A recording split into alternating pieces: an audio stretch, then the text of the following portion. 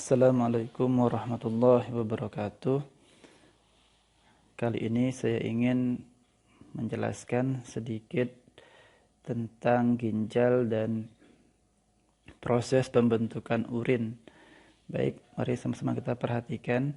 Melalui animasi ini kita pertama sekali ingin melihat bagian-bagian dari ginjal. Nah, ini bagian paling pinggir ya, disebut korteks atau kulit ginjal. Dari penjelasan kita dapat melihat ya, pada bagian korteks ini ya, ini adalah tempat di mana darah difilter ya, disaring. Kemudian substansi yang dibutuhkan tubuh diseleksi, kemudian diserap kembali ke dalam darah. Nah, ini korteks, kulit ginjal. Yang kedua, ada bagian medula ya. Medula itu nama lainnya sumsum ginjal kalau bahasa kita. Nah, pada medula terkandung ada yang namanya saluran yang membawa urin dari bagian tengah ke bagian pengumpul. Medula adalah bagian di mana air diserap kembali ke dalam darah. Jadi reabsorpsi air. Nah, sehingga darah konsentrasinya menjadi seimbang lagi ya. Nah, yang ketiga, pelvis atau rongga ginjal. Jadi tadi pertama korteks, kemudian medula dan pelvis, rongga ginjal. Jadi urin itu setelah diproses tadi melalui filtrasi, reabsorpsi dan augmentasi, dia akan disalurkan pada saluran-saluran yang lebih halus, dikumpulkan di pelvis atau rongga ginjal. Kemudian dia akan diturunkan masuk menuju ureter. Dari ureter kemana? Ke kantung kemih. Nah, ureter itu yang ini. Nih, ureter. Jadi yang menghubungkan dari ginjal kepada kantung kemih disebut dengan ureter. Kemudian kalau kita perhatikan di sini ada yang berwarna biru dan merah. Ini adalah pembuluh darah. Nah, yang warna merah ini adalah pembuluh arteri renalis. Ya, pembuluh darah arteri renalis. Dia membawa darah dari jantung menuju ginjal. Jadi darah yang dari jantung menuju ginjal pasti melewati ini. Melewati pembuluh darah ini.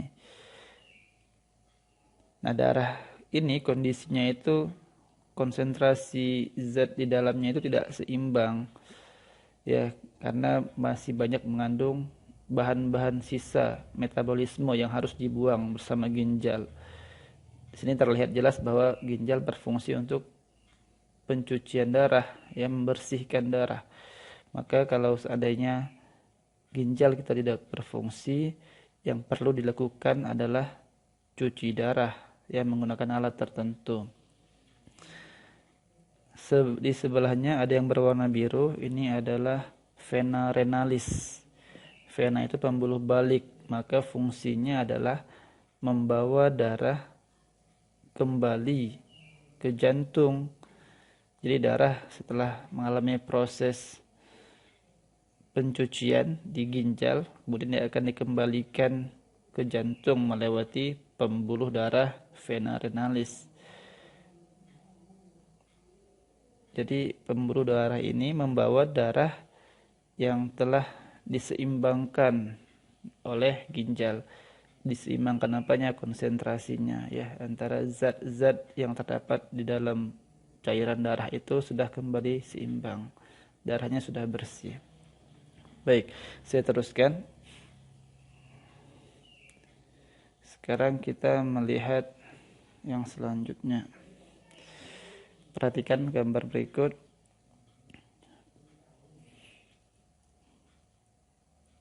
Nah, di sana ditunjukkan nefron. Ya, nefron itu unit terkecil ginjal. Ada juga yang menyebutnya sebagai sel ginjal. Sel-sel ginjal atau unit terkecil ginjal.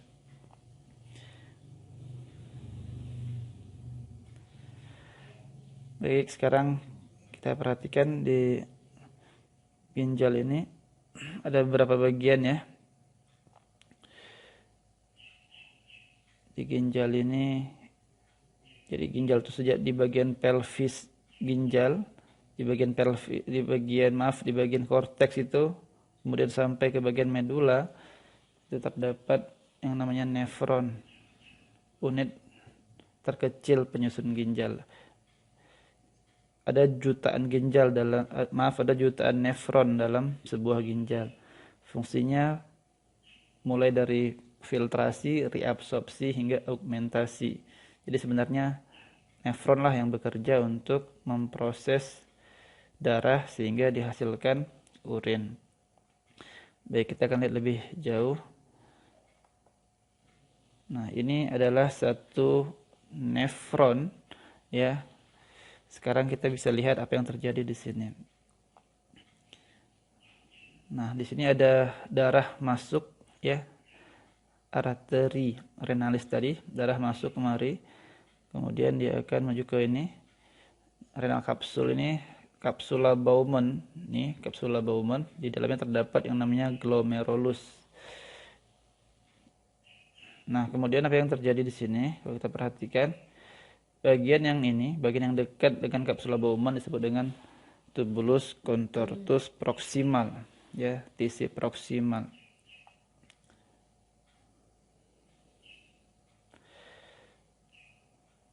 Kemudian setelah itu ada bagian yang namanya Ansa Henle, loop of Henle, ya.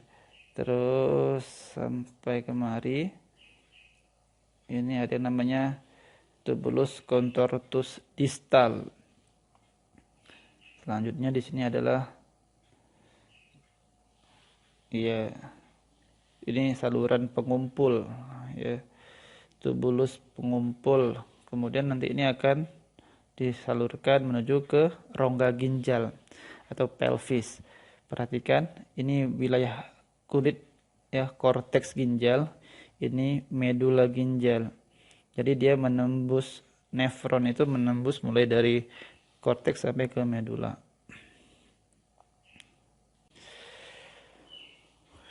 Baik, sekarang kita melihat ke jauh lebih dalam. Ini nefron. Ya, nefron itu unit terkecil ginjal. Anda bisa saksikan di gambar terlihat bahwa nefron itu terdapat mulai dari bagian kulit ginjal, korteks, kemudian dia menembus ke bagian dalam, yaitu bagian medula atau sumsum ginjal.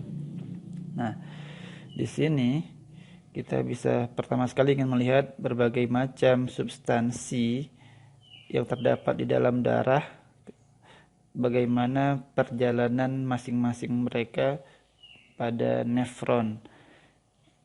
Pertama saya mulai dari glukosa, yakni warna kuning glukosa.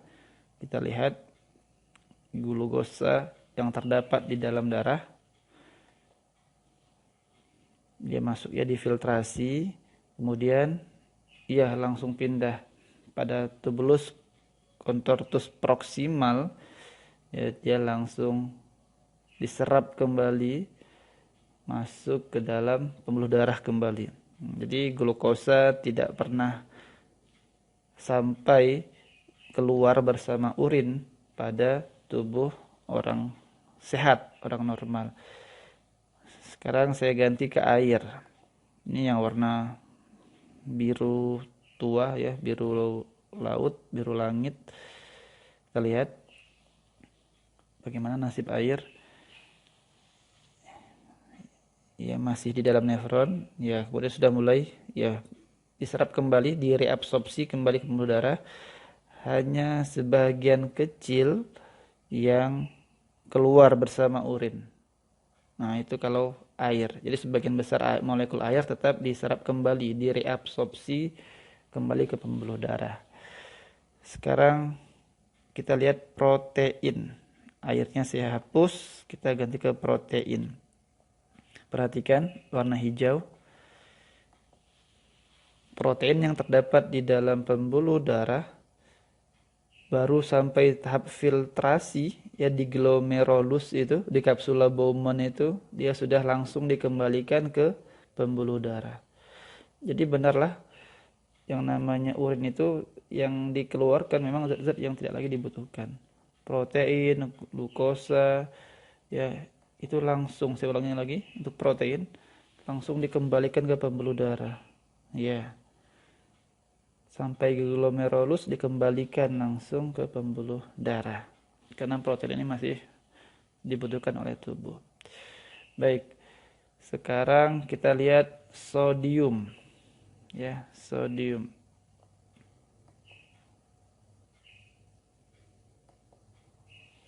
Nah, ini sodium. Dia masuk. Sebagian masuk ke pembuluh darah.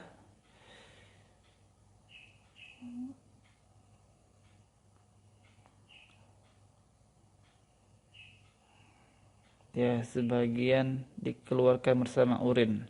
Itu kalau sodium. Yang terakhir urea.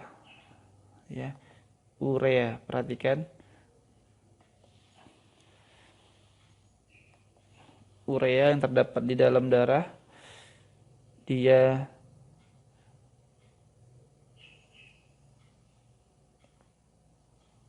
langsung dikeluarkan, tidak ada yang dikembalikan karena memang urea bersifat racun di dalam darah sehingga dia harus dikeluarkan.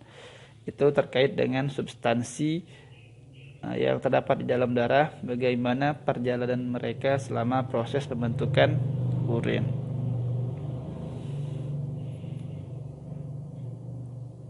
Nah, sekarang kita akan lihat bagaimana berbagai bagian dari nefron bekerja. Saya mulai dari sini ya. Kapsula Bowman.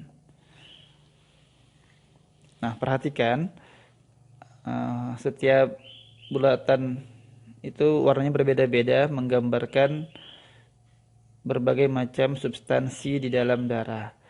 Kita mulai dari yang paling besar ini yang berwarna hijau, itu protein. Dia masih di dalam pembuluh darah nih, pembuluh darah. Ini adalah bagian dari nefron. Dia memang tidak masuk ya, langsung dia membal karena struktur yang lebih besar, dia akan dikembalikan ke dalam pembuluh darah. Sementara yang lain sempat masuk seperti gula, seperti air, kemudian sodium dan urea dia masuk, sempat masuk sebentar. Jadi kita bisa katakan bahwa pada tahap filtrasi yang terjadi di glomerulus di dalam kapsula Bowman itu yang tersaring adalah protein. Jadi protein itu dia tidak ikut tersaring sehingga dia tidak masuk ke nefron tapi dikembalikan ke pembuluh darah. Kita lanjutkan. Sekarang di tubulus proksimal. Nih.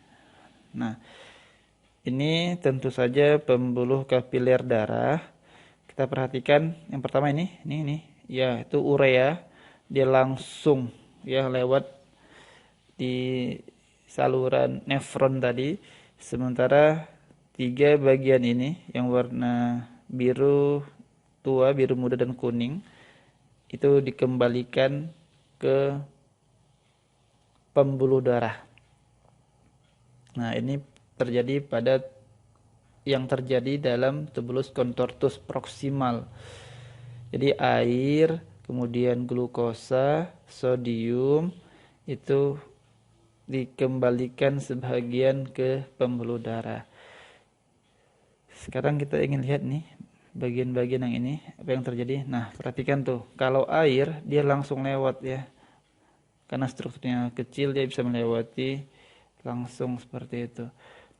Kemudian, nah kalau untuk yang berwarna kuning dan yang berwarna biru muda, sodium dan glukosa, dia prosesnya itu agak lebih kompleks ya. Ada natrium di situ. Nah,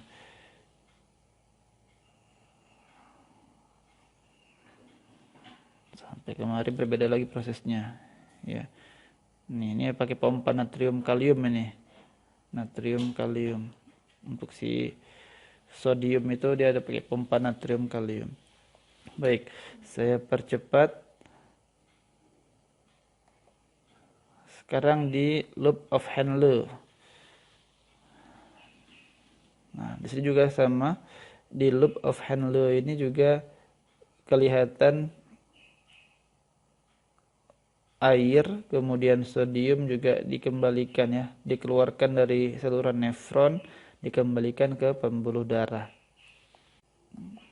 Nah, ini di bagian terakhir di tubulus pengumpul ya, di tubulus pengumpul itu kalau kita perhatikan ini kapiler, ini saluran pengumpul yang menuju ke yang akan menghasilkan substansi yang dikeluarkan bersama urin,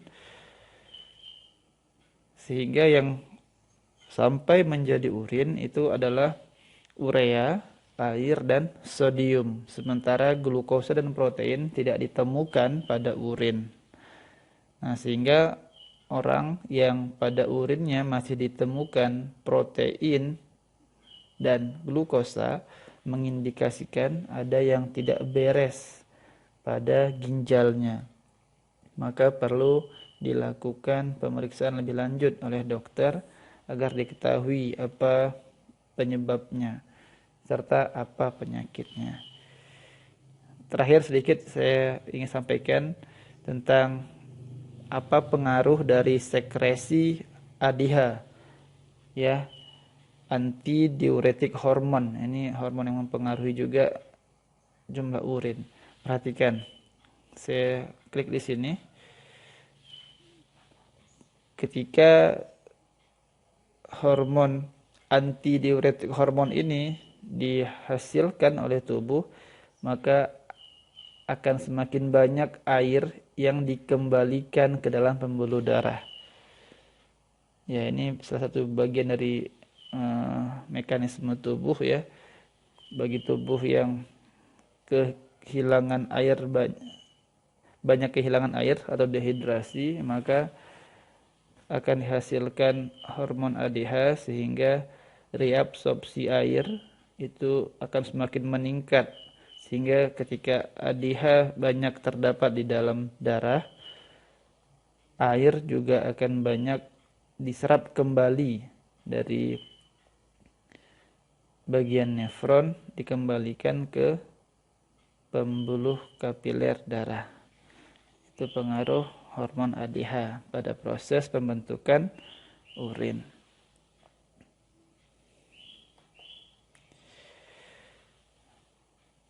Baik, demikian. Terima kasih. Semoga bermanfaat. Assalamualaikum warahmatullahi wabarakatuh.